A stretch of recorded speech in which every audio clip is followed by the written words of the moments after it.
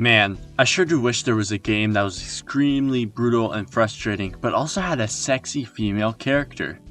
Wait, I've already done this intro. Wait, I've already done that! Why the hell am I back talking about these? Oh! Yeah, so this person that goes by the Ice Demon dropped some pretty huge bombshells on me. And when I saw those comments, I went into a panic, because that means I was speaking false comprehensions to over 4,000 people who have seen those videos. Thanks, by the way. And also, I mentioned in a previous video that I wanted to delve back into the lore of this game for a while now.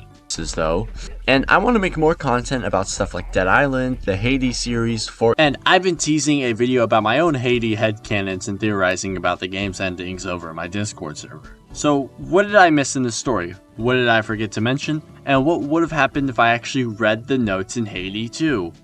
That's what we'll be talking about today. So, without further ado, let's begin. So, first off, let me show the original comment left by the Ice Demon. I believe you are close. However, story-wise, I believe killing the Master Haydee does do something in the story. It isn't that it's just a cycle. With each master that gets replaced, the facility becomes harder to beat, using the mind killing both, and there is no longer a master to improve upon the facility, and it loses its purpose and probably shuts down due to the lack of overseeing it.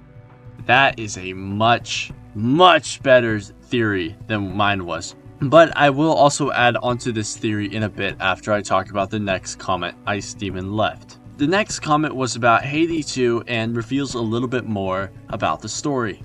The notes do actually tell the story of what's going on. The facility, which is named N-Sola 7, in Haydee 2 abducts women and turns them into dolls to be sold off. If a model has too many defects, she is dismembered and turned into a slashy for security. Creepers are also confirmed to be previous workers that had been mutated due to the entropy gas leak around the facility. One specific engineer took a liking to the player, HD512, due to beginning to mutate, choosing to program her to escape as she was defective, yet he saw something in her. Haydee 2 is also a distant prequel to Haydee 1, taking place thousands of years beforehand. So, with all this new information, what can I infer with all this?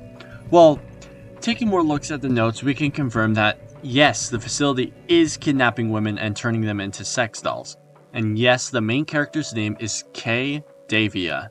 I also notice a certain name continuously popping up here and there. J. Strauss. From what I read, J. Strauss was one of the workers creating these dolls until he found K. Davia. And he noticed something different about this one. Remember my other Haydee videos where I compare it to Portal?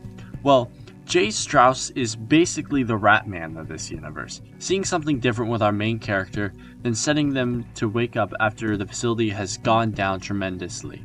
Well, that's my inference of this story at least. I did my best with my research and have come up with this timeline as my final timeline for the story.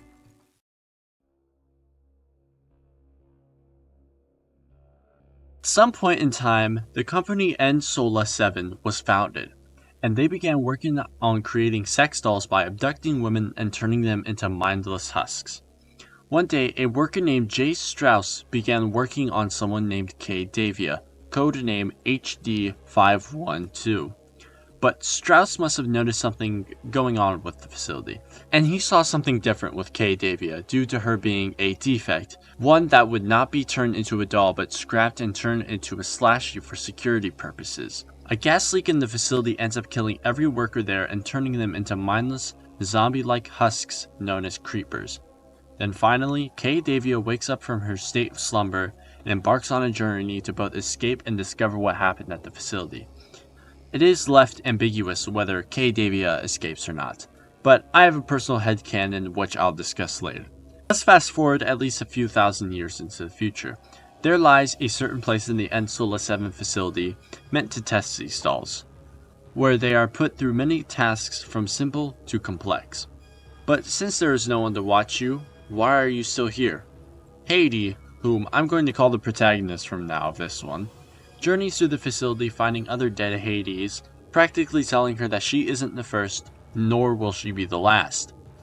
Haydee then either finds the supposed escape but is locked out and left to rot away in the place with no way to escape. Or the other endings have her find the master and kill her.